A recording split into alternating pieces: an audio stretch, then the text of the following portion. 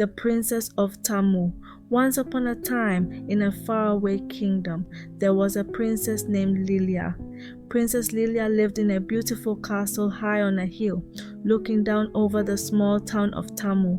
The town was full of kind people, all busy with their work. There were farmers, bakers, and shopkeepers, and everyone lived happily together. But there was one thing that made the town of Tamu different from other places. Princess Lilia was very rude, especially to the older people in the town. Every morning the princess would look down from her high tower and watch the people in the town. She loved to make fun of the old ones. "Look at them," she would giggle, "so slow and wrinkled. They can't even walk without leaning on sticks." The townspeople would try to ignore her, but her teasing made them sad. One day, an old woman who lived in the town, named Granny Tessa, heard Princess Lilia making fun of her. Granny Tessa had lived in Tamu for many years. She had seen many kings and queens, but she had never met a princess as mean as Lilia. "Why does the princess speak like that?" Granny Tessa wondered. "She is young, but her heart is full of anger. One day, something terrible may happen to her." As the days passed, the princess continued her teasing.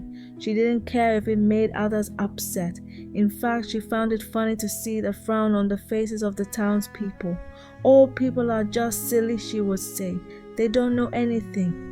But what Princess Lilia didn't know was that there was a secret about the town of Tamu. There was an ancient rule that everyone in the town followed. The rule was simple: respect your elders or face the consequences. The mysterious old man. One evening, as the sun was setting, an old man appeared at the castle gates. He had a long white beard and a hood that covered most of his face. His clothes were worn and torn, but his eyes were sharp and wise. He asked the guards to let him speak with the princess. The guards were afraid. "But the princess is very busy," they said. "She doesn't talk to people like you." The old man smiled. "Tell her I have something important to say." Reluctantly, the guards let him in, and soon the old man was standing before Princess Lilia in her grand throne room. "What do you want?" the princess asked, her voice cold and impatient.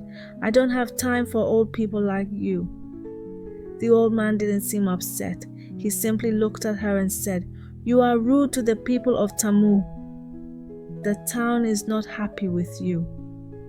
"I don't care," Princess Lilia scoffed. "Why should I listen to you or anyone else? I'm the princess. I can do whatever I want." The old man's eyes sparkled with something mysterious. "You may be a princess, but you do not understand the power you have. You disrespect the very people who have helped build your kingdom. You will soon learn that there are consequences to such actions." Princess Lilia laughed. "What can you do? You're just an old man." The old man smiled again, but there was something dark in his expression. "You will see, princess. You will see soon enough." And with that, the old man left, vanishing into the shadows of the evening. The curse begins. The very next morning, Princess Lilia woke up with a strange feeling. She felt heavy, like something was weighing her down. As she looked into the mirror, her eyes widened in shock. Her beautiful long golden hair had turned a dull gray, and her once glowing skin was now wrinkled. Her hands trembled as she touched her face. "What happened to me?" she gasped. "I look old." She ran to the mirror in her bathroom and splashed cold water on her face, but nothing changed. She stared at her reflection, terrified. How could this happen?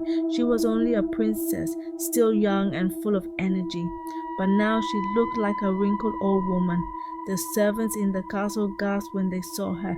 "Princess, what has happened?" one of them cried. I don't know, Princess Lilia shouted, panicking. At that moment, Granny Tessa walked into the room. "It's the curse," she said quietly. "The curse of the old ones." "What curse?" Princess Lilia demanded, still looking at herself in the mirror. "The curse you have brought upon yourself," Granny Tessa replied. "For every mean word you spoke to us, for every time you laughed at us, you have taken away a little bit of your beauty, and now the curse has come to collect." Princess Lilia didn't believe it. "No, I don't believe in curses.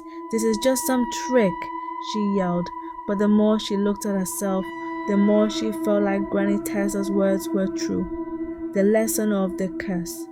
As the days went on, Princess Lilia's appearance worsened.